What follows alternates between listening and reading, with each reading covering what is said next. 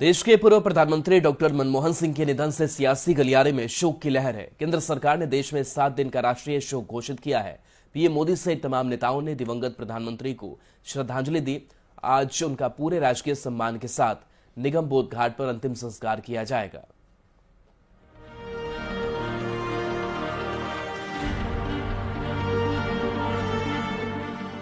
मनमोहन सिंह एक ऐसे राजनीतिक किरदार थे जिन्हें सत्ता और विपक्ष में बराबर सम्मान हासिल था।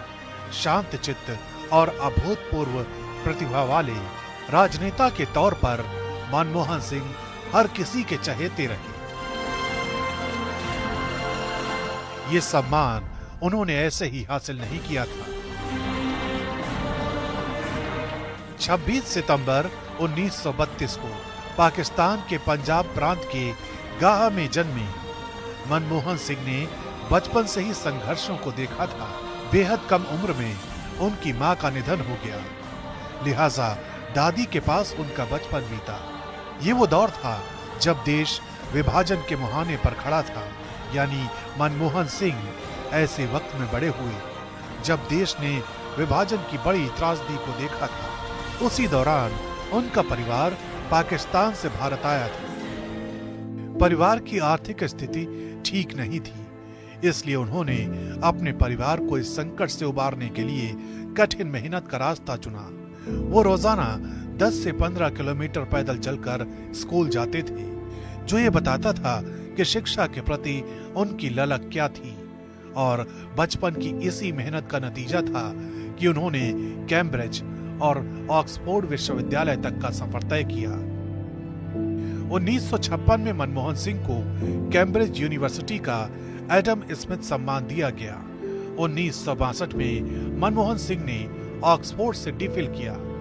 1987 में भारत के दूसरे सर्वोच्च नागरिक सम्मान पद्म विभूषण से नवाजा गया।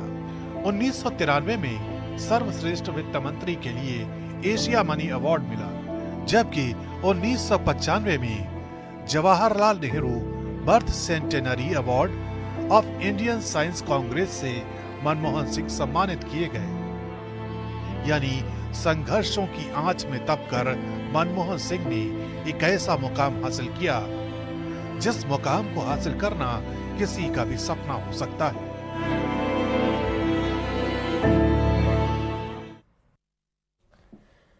दिवंगत पूर्व प्रधानमंत्री मनमोहन सिंह को दिल्ली आवास पर झारखंड के सीएम हेमंत सोरेन ने भी श्रद्धांजलि दी। उनके साथ उनकी पत्नी कल्पना सोरेन, ग्रामीण विकास मंत्री दीपिका पांडे सिंह भी रही। सीएम ने मनमोहन सिंह के निधन को अपूरणीय क्षति बताया। वहीं गांडे विधायक कल्पना सोरेन इस मौके पर काफी भावुक नजर आईं। एक लंबी यात्रा उन्होंने की है और इसमें इस देश को एक नया आयाम दिया, एक नई दिशा दी और उनके बारे में कुछ भी कहा जाए बहुत कम होगा। बहुत कम लोग ऐसे आज के समय मिलते हैं। उनके अनुभव, उनके दिखाए गए मार्गदर्शक इस देश के लिए एक मील का पत्थर है। एक परिवार को मजबूत रखने का जो एक व्यक्तित्व है, वो सिर्फ घर के लिए नहीं, पूरे देश ने एक अपने व्यक्तित्व को खोया है, एक अनोखा व्यक्तित्व। और आज हम लोग सब लोग आए हैं और अपना दुख यही व्यक्त कर रहे हैं कि उनकी आत्मा को शांति मिले और कहीं ना कहीं सब लोगों को इस मुसीबत के समय में मिलजुल करके उनकी आत्मा की शांति।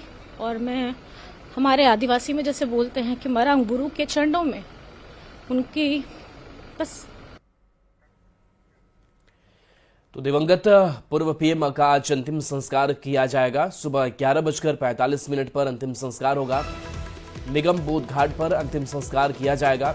सुबह 8 से 10 बजे तक अंतिम दर्शन किया जा सकेगा। एआईसीसी मुख्यालय में अंतिम दर्शन के लिए उनका पार्थिव शरीर रखा रहेगा। एआईसीसी से ही अंतिम यात्रा की शुरुआत होगी। तो सुबह 11:45 पर मनमोहन सिंह का अंतिम संस्कार।